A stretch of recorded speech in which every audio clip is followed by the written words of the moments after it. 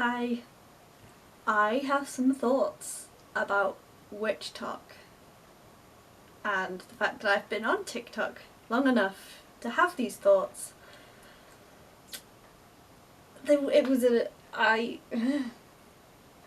Whoops.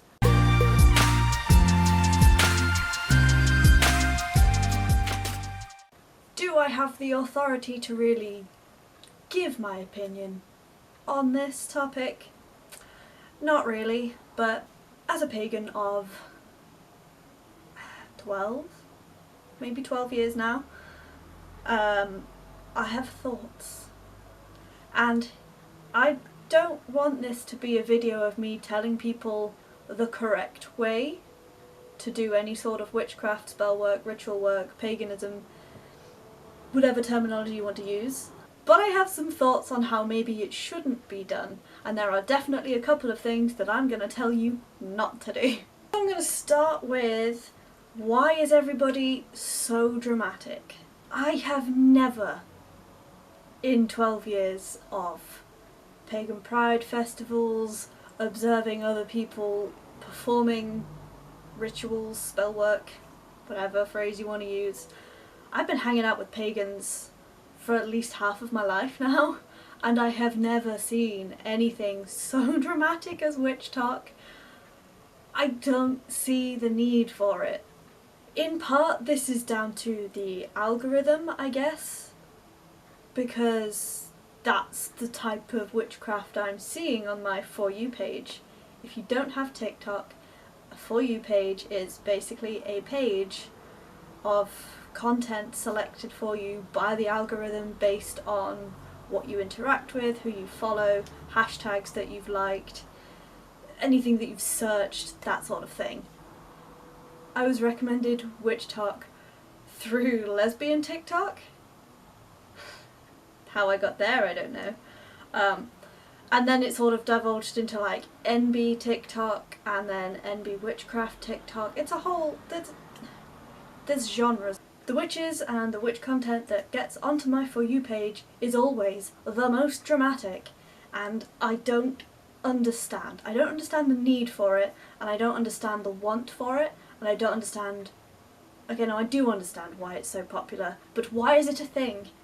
And the part about the drama that I hate the most, I could deal with drama if it was harmless, if it was positive drama, but it's negative drama. For example, there was a baby witch, and baby witch doesn't necessarily mean young, it just means new, fresh, learning. It's not an insult, I promise, it's not an insult, and it's not belittling. At least I hope not.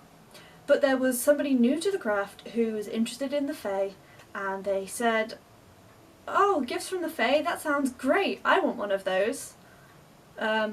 Cue witch talk being like, "No, not the Fae, not the Fae, no!" And then they received a small, I think it was like a lizard jaw, some sort of very small reptile lizard jaw with like a little bit of vertebra still like on it somehow. When did I become an expert in bones? I think they said thank you, or they're like, I have since been told that accepting a gift is not a good thing. What do I do with it? And cue witch talk being like, "Don't ever say thank you, don't say thank you, bury it and say it's not mine, I can't accept it, do not get involved with the Fae." And I kind of agree with the don't get involved with the Fae, but that's a whole different video. I don't disagree with the sentiment. That's the main issue, I disagree with the drama.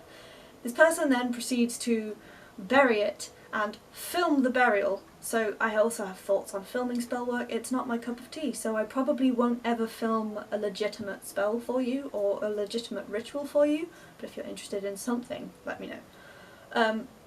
But they filmed the burial of this little jaw, and they said thank you twice, and then the comments section was, "Oh my god, the noise I made when you said thank you! No, you're doomed, you're gonna die!" And I'm just like,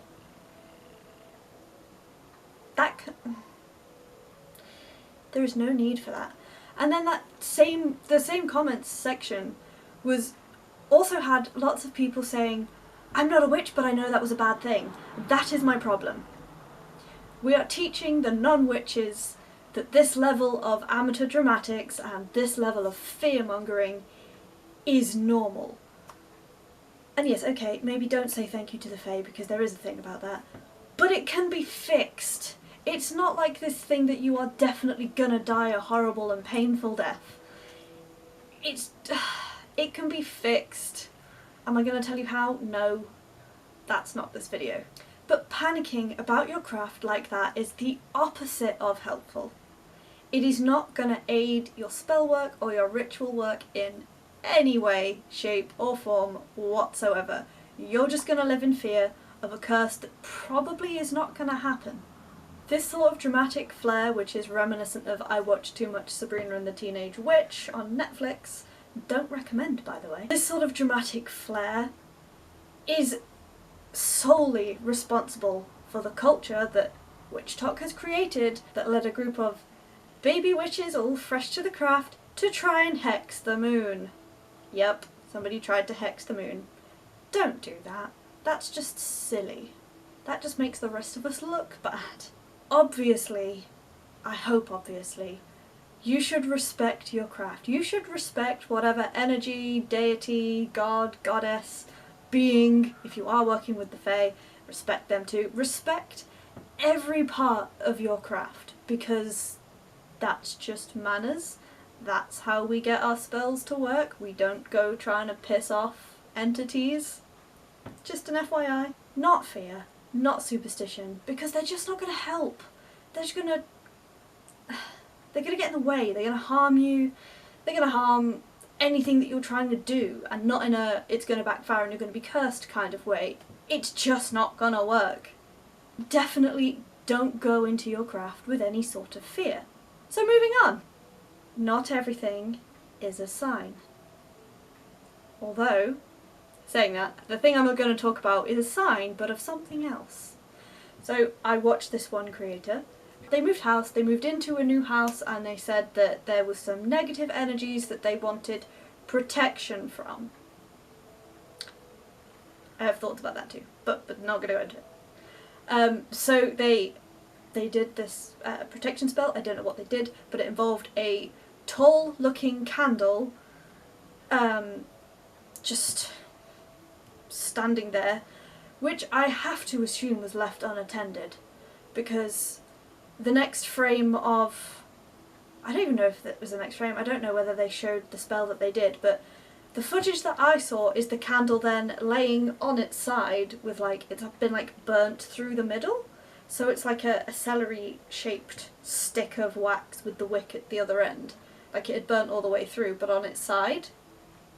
And then they went on to say, oh, this negative energy has interfered with my protection spell. This is not a good sign. Help, I'm basically cursed. No. Your protection spell worked, it just protected you against your own foolishness for leaving a lit candle unattended without a proper, stable candle holder. Like, the real miracle there is that your house didn't burn down and you still have all of your stuff. That is not negative energies trying to get at you. Negative energies would have helped that fire burn, right? Not everything is a sign. Like, this is what fear-mongering leads to. That spell worked perfectly fine. And yet, here we are. Moving on again. The jar thing? Can we talk about the jar thing? And this is definitely the most subjective of my opinions, and plenty of people will disagree with me here, and that is completely fine. I won't argue with that at all, because it's fine. But I don't understand why every spell that you're filming, every spell that I've seen that's been filmed for a TikTok, is performed in a jar or in a bottle, and it's always sealed with wax. I just don't get it. Because for me, when I'm doing a spell or a ritual or any sort of energy work, any sort of magical craft work, the way that magic works is that you are working with the energies of the universe, whatever you want to call that. I'm just going to use energies of the universe because that's what just came out of my mouth. You're working with the energies around you, you're working with the energies of gods and goddesses, deities, entities. Whatever you're working with, it is an outside force. So by putting the spell in the jar, you're kind of locking away all of that intent and all of the good stuff that's going to manifest what you're trying to achieve by doing the spell. So it's not really getting out there to do the work. Like, it's not... If I was going to do a spell to attract money, for example, it's a very common one that people do, and that's totally fine. If I was going to do that, I wouldn't lock it in a jar to trap the intent in there, because then it just... Like, it might work for you, but in my brain that's not how we get our intent out into the universe to have it come back to you. I just don't understand the need for every spell to be done in a jar. But again, that's just a difference of opinion. You are obviously welcome to do everything in a jar if you want, but I use jars to store stuff in that I'm going to use in spells, and then I burn it, I bury it, I've thrown it in the sea a couple of times. That's just my opinion. I don't understand the jar thing, but... And obviously it depends on what you're doing with the jar, but I think the trapping in of intent could be really good, because moving on to my next point, Witch Talk is so quick to hex somebody. Please stop it. Stop it. Not even a please, just stop. Because... Okay, so if you're doing a jar spell to hex somebody, it's probably for the best that that intent is not going out there, because I am very much do what you will, harm none, and also what you put out there can definitely come back to you. Do I believe in a threefold law? Not necessarily, but I think if you put the intent out there enough, it might come back to you a bit more than you intended for it to go out as.